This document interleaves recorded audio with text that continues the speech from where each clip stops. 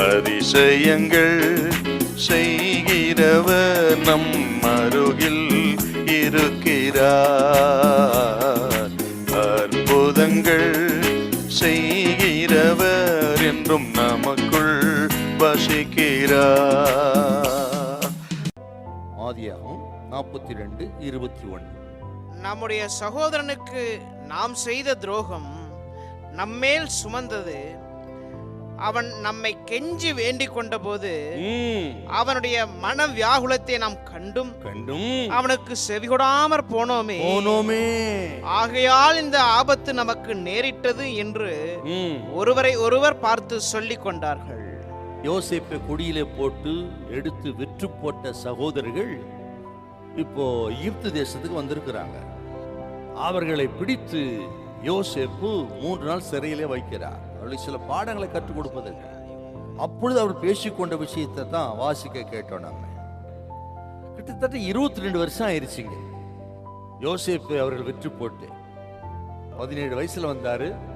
13 வருஷம் அவருக்கு சோதனை, 7 வருஷம் நல்ல வருஷம், அப்புறம் 2 வருஷம் பஞ்ச வருஷம். அப்பதான் அவங்க வர்றாங்க. 22 வருஷமும் அவர்கள் யோசேப்பு செத்தே போயிட்டான்னு இருக்கிறாங்க, மறந்தே போய்விட்டார்கள். ஆனால் அவர்கள் செய்த துரோகம், அவர் செய்த பாவம், அநியாய அக்கிரமம் சாகவில்லை. அதற்கு அவர் பதில் சொல்லித்தான் ஆகணும். ஆகவே தான் அவர்களை மாற்ற கர்த்தர் விரும்பினார். இப்படி எகிப்து தேசம் கொண்டு வந்து வைத்திருக்கிறார். எப்படி மாத்திரா இருப்பார்? கானான் தேசத்தில் இருக்கிறார்கள் யாக்கோவின் குமார்கள். யாக்கோபோடு அந்த தேசத்தில் பஞ்சம் உண்டாயிற்று. பஞ்சம் உண்டான பொழுது எகிப்து தேசத்தில் ஆகாரம் உண்டாயிருக்கு என்று கேள்விப்படுகிறார்கள்.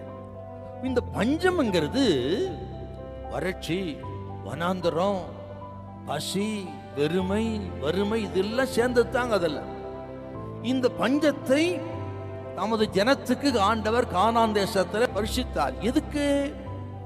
இந்த பஞ்சங்கிறது உறங்கிக் கொண்டிருக்கிற மனசாட்சியை எழுப்பி உணர்வடை வைப்பது தாங்க பஞ்சம். பஞ்சம் வந்த உடனே உணர்னவங்க. ஏன் நம்ம வாழ்க்கையில பஞ்சம்?